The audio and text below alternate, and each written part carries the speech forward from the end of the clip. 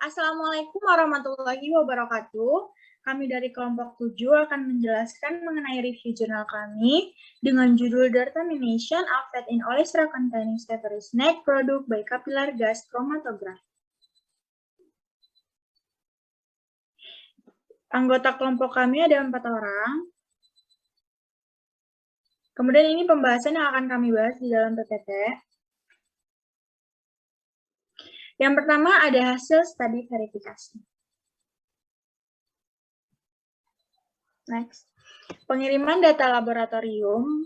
Pertama ini matriksnya menggunakan kentang chip, kentang crepes, keju puff, dan tortilla.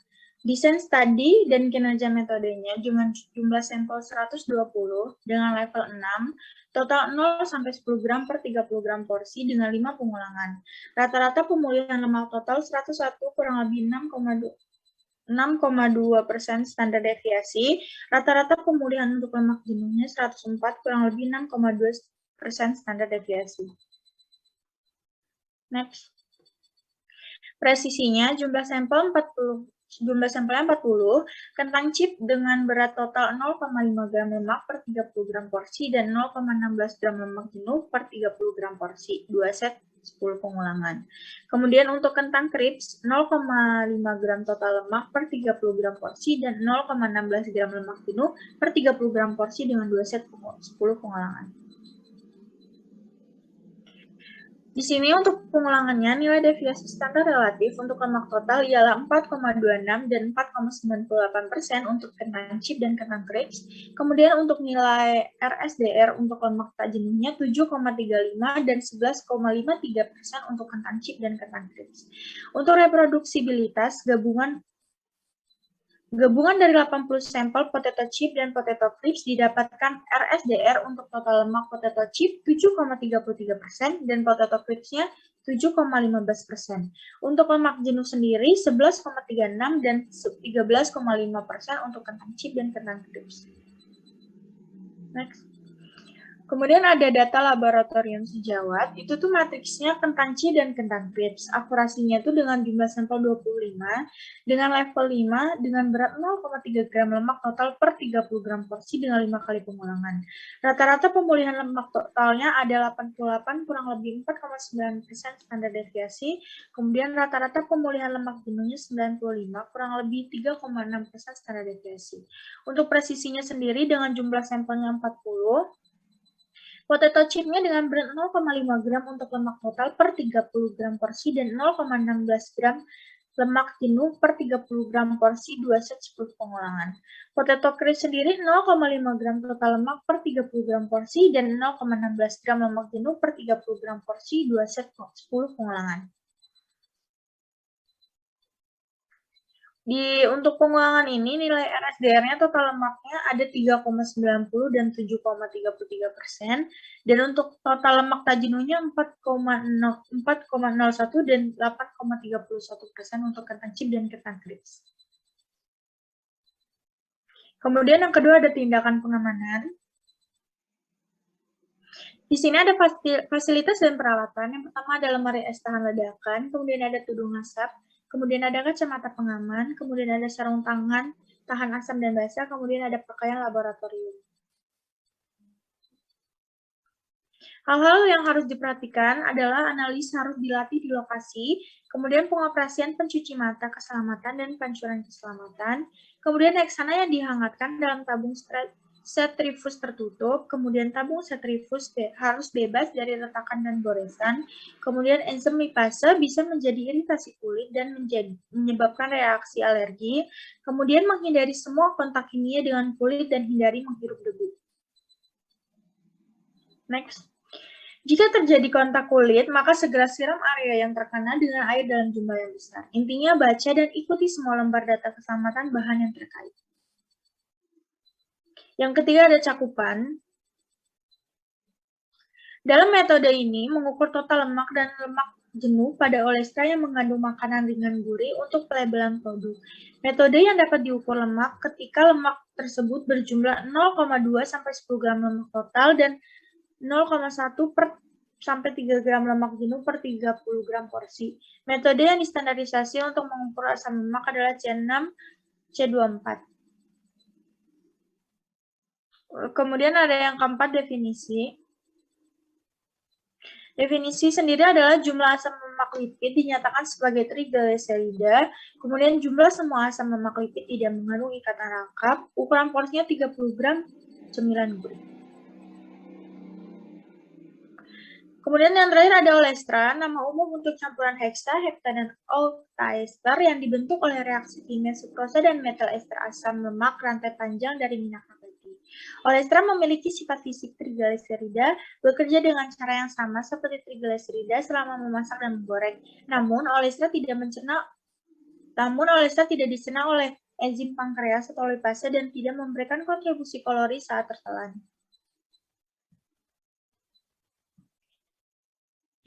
Yang kelima ada prinsip. Sampel camilan gurih yang mengandung olestra akan diekstraksi dengan kloroform metanol dan akan menghasilkan ekstra lipid yang mengandung lemak total dan olestra.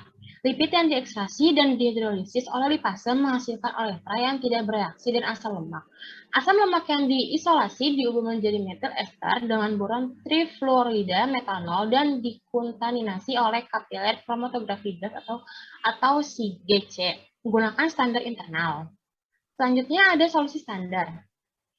Campurkan asam lemak metil ester FAMIS dengan dalam heksana. Untuk mempersiapkan, gabungkan kira-kira jumlah berat yang sama murni FAMIS dari konsentrasi yang sudah diketahui. FAME yang sudah dibuat akan disimpan di dalam lemari es. Lakukan standar asam lemak yang terbuat dari asam lemak murni dengan konsentrasi yang sudah diketahui. Untuk campuran asam lemak harus mewakili lemak komposisi asam dan jumlah relatif yang ditemukan di sampel yang akan dianalisis. Setelah jadi, asam lemak larutan standar stabil hingga 1 minggu akan disimpan di dalam lemari es. Selanjutnya, ketujuh ada reagen. Pertama itu pelarut. Pelarut itu untuk kelas reagen. Selanjutnya ada air sulingan. Air itu sebagai sulingan dan deionisasi. Selanjutnya ada larutan penyangga trishidroksimetil amonia metana. Selanjutnya ada larutan enzim lipase. Lalu ada substansi kalsium hidroksida sebagai timbangan. Lalu ada larutan standar internal tripentadekanoin. Yang ke-8 ada aparat. Aparat ini terdiri dari sentrifuge ekstraksi, sentrifugal enzim, tabung sentrifugal, air panas, pengkocok arsip pergelangan tangan, lalu ada kromatografi gas kapiler. Dilengkapi dengan speed atau speed test injektor, ionization detector, integrator, dan chart recorder. Kromatografi gas kapiler ini terdiri kolom GC, kondisi pengoperasian GC. Lalu ada faktor respon eksperimental GC. Selanjutnya ada uji kesesuaian GC. Ini terdiri dari uji awal, yaitu suntikan blanko heksana. Selanjutnya ada resolusi, yaitu mengukur resolusi antara metil oleat dan metil stearat. Selanjutnya ada persiapan contoh. Persiapan contoh terdiri dari 2, yaitu camilan gurih dan penyimpanan sampel. Sampel camilan gurih akan diblender sampai tercincang dengan baik atau kasar. Setelah itu, sampel campuran akan dipindahkan ke toples kaca dengan tutup yang kedap udara. Sampel uji akan disimpan sedemikian rupa untuk meminimalkan adanya kerusakan sampel dan perubahan pada komposisinya. Selanjutnya ada persiapan kontrol. Persiapan kontrol terdiri dari 3, yaitu kontrol metilasi dan GC, bahan preferensi kerja, dan standar internal kosong. Untuk memantau pemulihan dan presisi metilasi dan GC kuantitas, menguapkan heksana dengan lembut di bawah nitrogen. Pilih dan gunakan ini untuk memantau reproduksi metode, pilih produk makanan dengan yang ringan yang mengandung olestra dengan 3-5 trigliserida. Menganalisis solusi standar internal tripentadekanoin, dan secara berkala untuk memastikan bahwa reagen bebas dari gangguan kontaminan. Next. Selanjutnya ada analisis. Di sini ada ekstraksi lemak dan ekstraksi pencernaan enzim, di mana timbangan akurat 4-5 gram sampel yang digiling kasar dan dicampur ke dalam toples kaca 16 ons dan catat sampel yang terdekat 0,1 mg Dinginkan sampel ke suhu kamar, lalu menguapkan aliquot kloroform dalam tudung di bawah nitrogen yang mengalir dengan panas. Hindari paparan ekstrak ke udara. Timbangan akurat tripentadekanoin internal standar, jadi tabung sentrifuge kaca dan berat catatannya. Pipet larutan enzim lipase ke dalam tabung sentrifuge tutup dan kocok untuk mengemulsi campuran buffer heksana. Hapus sampel dan dinginkan tabung sentrifuge dalam bak air es CA 5 menit dan segera lanjut ke ekstraksi.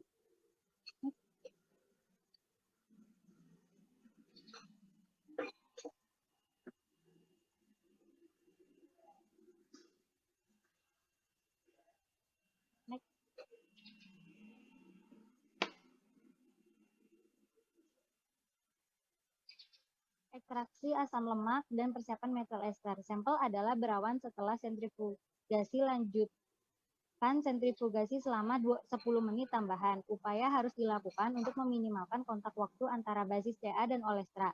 Hindari lapisan padatan rapuh yang mengganggu antara buffer heksana. Hindari menghapus salah satu dari sabun endapan. Lalu tambahkan larutan boron trifluoroida metanol 5 ml dan sedikit mengaduk batang ke tabung Erlenmeyer yang berisi sampel uji. Transfer sampel dari lapisan heksana bening ke atas botol dan tutup autosampler dengan erat. Next. Selanjutnya ada analisis GC, di mana di sini ada rumus yang digunakan untuk bandingkan waktu retinal komponen alam kromatogram sampel dengan WRM dengan larutan standar asam lemak dengan mengidentifikasi puncak. Parameter integrator harus diatur untuk memungkinkan deteksi puncak yang konsentrasinya 0,1%. Next. Selanjutnya ada perhitungan. Di sini ada gram lemak per 30 gram porsi dan di sini ada rumusnya, lalu ada gram lemak jenuh per 30 gram porsi dan di situ juga ada rumusnya. Next.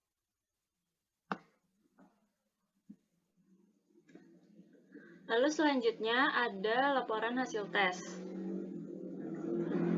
Metode ini bertujuan untuk mengembangkan metode tersebut untuk menganalisis lemak pada produk snackberry yang berformulasi dengan olestra. Validasi metode, linearitas dan pemulihan diperoleh dengan mengirimkan laboratorium. Nilai RSD berkisar antara 1 sampai 6,1% untuk lemak total dan 0 sampai 8,2% untuk lemak jenuh. Hasil untuk metode pemulihan diperoleh rata-rata lemak total yaitu 101 kurang lebih 6% dan rata-rata pemulihan untuk lemak jenuh yaitu 104 kurang lebih 6%.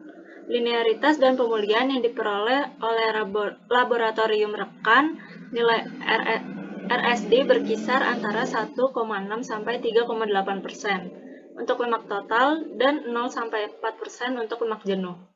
Hasil dari metode pemulihan diperoleh rata-rata 88 kurang lebih 5% dan rata-rata pemulihan untuk lemak jenuh yaitu 95 kurang lebih 4%.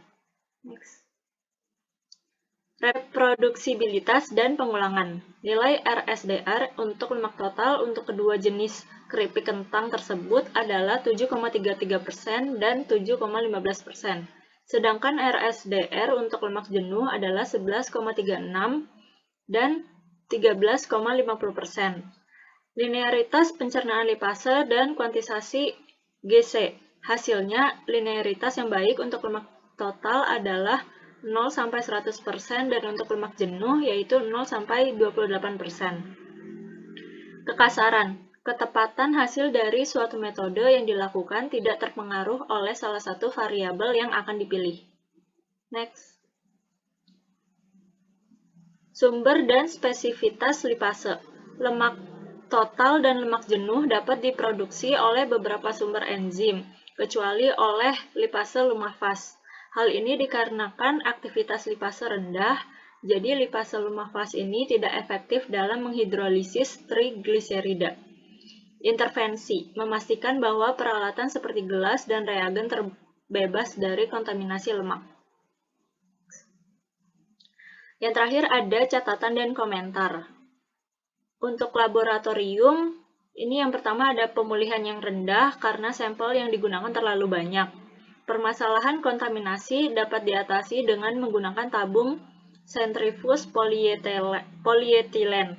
Pengiriman sampel tidak konsisten, dan beberapa tabung ada yang terkontaminasi.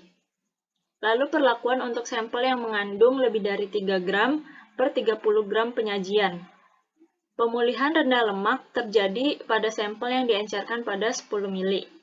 Pengenceran untuk ekstrak lemak tinggi akan meningkatkan pemulihan yang menghasilkan linearitas. Ini ada beberapa kuis yang kami siapkan. Dan ini adalah sumber yang kami gunakan. Sekian presentasi dari kelompok kami, kurang dan lebihnya mohon maaf. Terima kasih.